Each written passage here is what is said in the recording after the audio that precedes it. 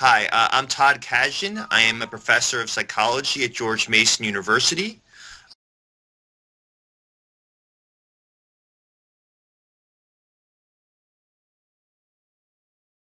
Well, I think you're dead on. Having been to hundreds of conferences in my career, I'm always amazed at how much time and money is spent on the food, the timing, the number of presenters that are there. What anyone knows who's been to more than a dozen of these conferences is the action is actually not even going to the talks. It's actually sitting down with people and developing real relationships during the course of the conference. And so it's not about busting out your business card and handing it to someone.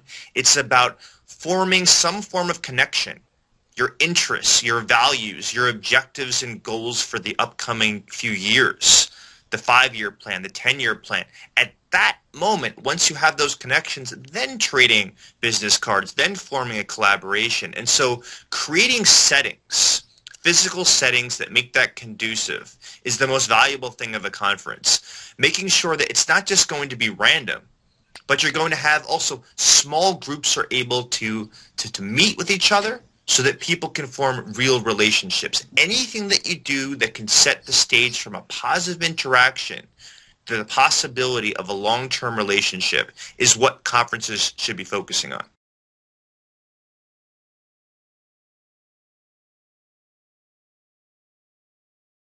I think here's what conference organizers need to do. Think about your objectives, not what has been done before in the past, and purposely brainstorm ways of how it hasn't been done.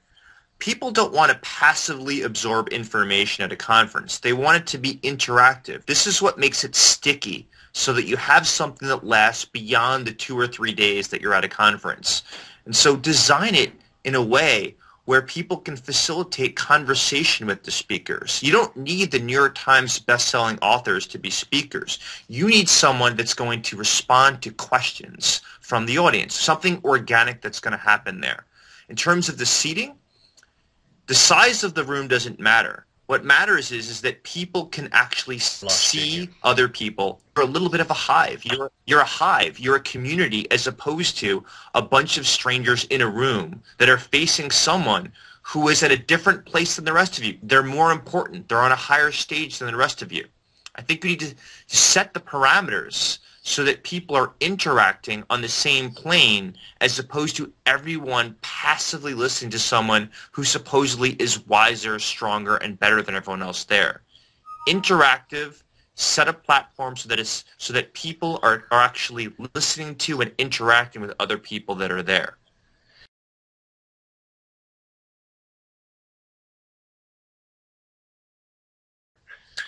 Very simple point. People want to hear something that they can't find on people's blogs, they can't find in their books, that's organically happening right there. As soon as someone speaks at a conference, the moment that someone asks a question, people's attention is re-engaged. The disruption of having someone else speak actually leads people to reorient to what's happening. At that moment, there's a 5 to 10 minute window where everything becomes really sticky. Everyone wants to know what's going to happen in the here and now that no one else has ever received from this speaker at any other time at any other venue. Make those uncertain, unexpected opportunities, make them occur more frequently and make them occur in a way so that people are going to feel as if they're together listening and responding to what's happening, as opposed to it's a one-on-one conversation with the person who asked the question.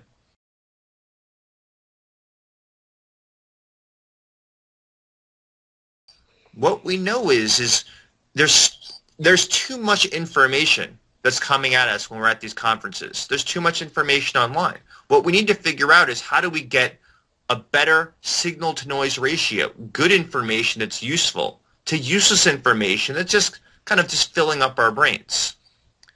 When things happen that are uncertain, unexpected, and that are novel, it's almost as if when we hear that, it's bookmarked and underlined in our brains. It's sticky. And so we have to create situations where this novelty, this uncertainty, this unexpectedness arises more often.